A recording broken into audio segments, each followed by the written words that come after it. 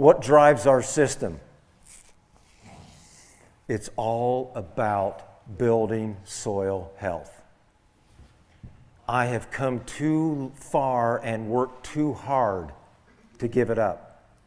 If I have an outbreak of a single species, for example, an armyworm, there is no way I'm going to spray anything to target one species that will kill 1,000 beneficials. I'm not doing it.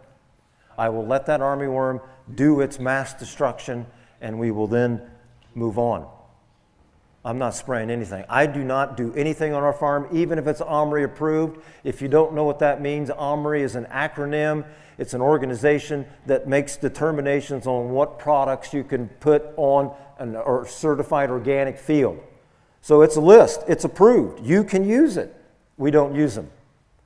It's about building soil health. Diversification. This is so important. I've already talked about it a little bit.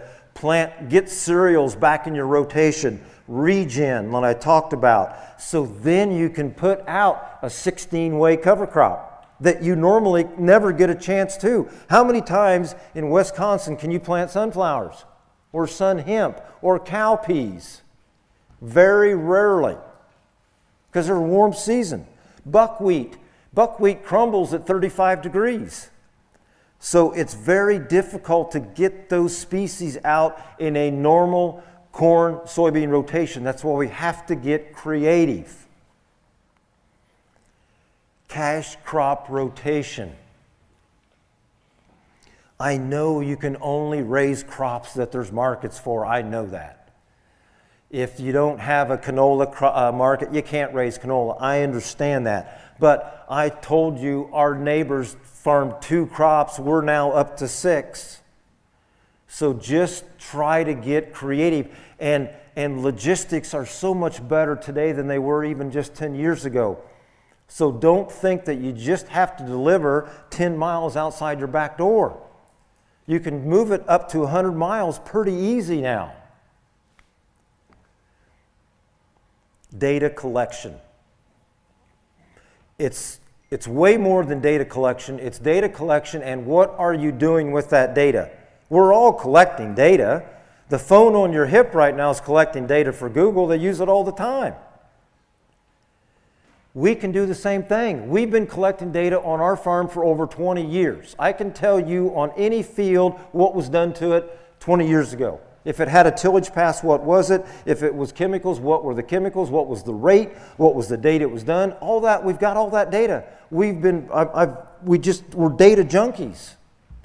But when you take that data and then make it become beneficial and use it as an asset, that's when it becomes powerful. Armor the soil. I've already talked about that. It's very important to protect your soil profile. Building human health. I don't think we think about this enough. It is so important to eliminate the exposure to these pesticides and insecticides and everything else that I grew up with. No more. I don't want to be around it. I don't want our team members to be around it, and I don't want our family members to be around it. I told you I'm very stubborn, and I am. I am committed to making this work with adding 0. Being a good steward. I mean, that word is self-explanatory, steward. It's way more than just soil health.